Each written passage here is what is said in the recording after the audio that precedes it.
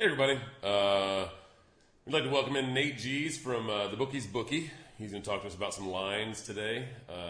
We got football on talking about right now. The first game we're going to talk about is Duke, Florida State. Florida State, ACC yeah. champion. You gotta get no better than that. It's 29. I mean, the line's what, 29 points right now? Right now, the line is 29.5. It got bet up. I should say, hi everybody. I'm Nate G. Sorry, I'm sorry. I get right into it. I tore through that real quick. I apologize. No, that's okay. The line started at 27.5, and it's already gotten bet up to 29.5, which means that there's heavy money coming on Florida State. However, I feel that it's a solid play to take the underdog. I mean, 29.5 points in college is a lot. And especially since this is a Duke team that's looking for national recognition. They're playing on a big stage. This is going to be the marquee game of the day. I can easily see Florida State winning, of course, but by more than 4 touchdowns, I don't think so. It's also an astronomical amount of points for a championship game. Yes. Nonetheless. They've been surprising a lot of people this year. A lot of people. Here's why I like Duke. You got 3 factors. Number 1, Florida State has everything to lose. They're probably going to come in a little bit tight. Number 2, you got David Cutcliffe. Great coach at Duke. Duke's first 10-win season, first ACC championship appearance ever. And then you got a quarterback coached by David Cutcliffe, who, by the way, coached both of the Manning brothers. No big deal. But then you've got a quarterback, Anthony Boone, who I believe is a junior. And I mean, shit, I'm a Raider fan, and I'd love to have him standing back behind our pocket next year. I think Duke plus 28, 29.5. Jameis Winston, fuck him.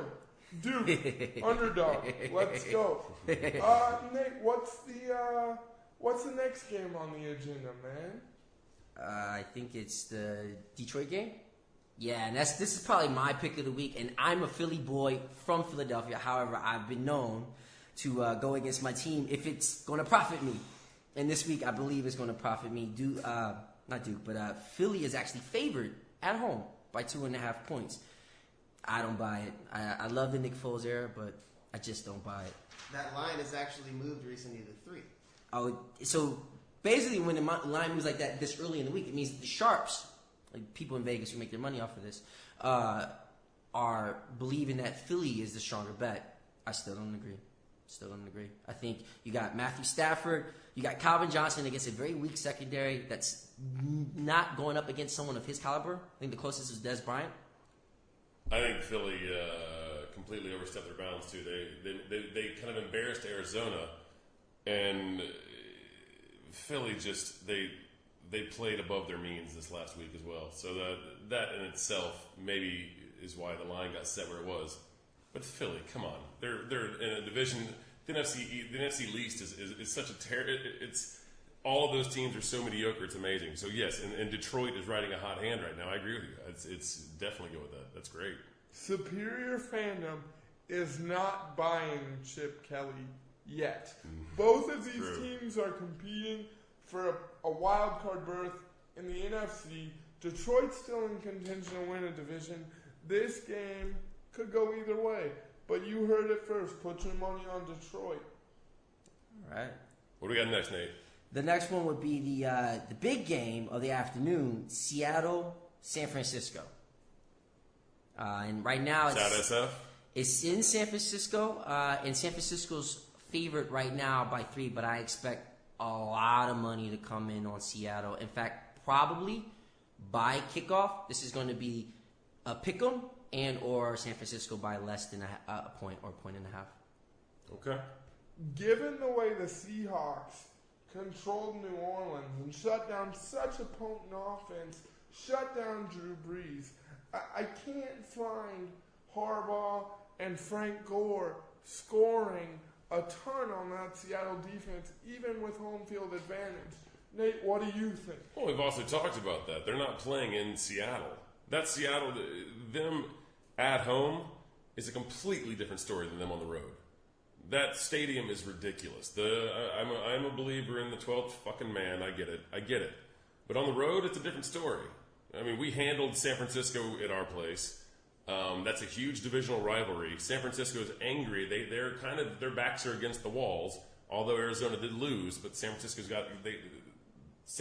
has to step up, and I believe that San Francisco wins that game. Clearly, we don't know what we're talking about. Nate, what's the expert think? I have to lean with Nate here that San Francisco is going to get it done. I mean, Seattle is amazing at home, but they dropped one. Their only loss this year against a pretty weak Indianapolis team. To be going to the playoffs, they're probably the weakest team that will be going to the playoffs.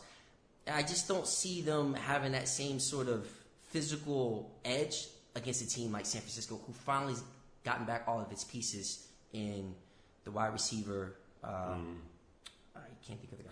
Crabtree, and then also Alden Smith. Yeah. So my money would be, once he gets to like 2 points, 1 point, put your money on San Francisco and ride with it. I like it. There you go. Wow, really? I don't know. You guys like San Francisco, though. I'm not with that. Earlier this year, Frisco lost They to got Seattle, out. 29-3. Now it wasn't That was Seattle. at Seattle. Again, San Seattle. Francisco couldn't put anything on the board till the third quarter. But they also didn't have Crabtree, and Alden Smith was just about off the team. Seattle's a different monster at home. I'm going to say it again. Definitely. Anyways. You heard it here first. And let me give him a little bit more love than when we first got here. Nate G's, you can check him out at the Bookie's Bookie. He's going to be here with us every week. We're going to have a link to him on our page at superiorphantom.com. Where can they find you, Nate? Thebookiesb.blogspot.com is the main site, and I will enjoy this. You guys just call me G's, man. Don't even call me G's. Since we already had two Nates here. We got two Nates. Let's not get it confusing. So just call me G's. So. And I give a weekly update on for mainly for football betting on Fridays. So please check it out if you can. I like it. Rad, thank you so much, Thank man. you guys, man. Cheers. This is awesome.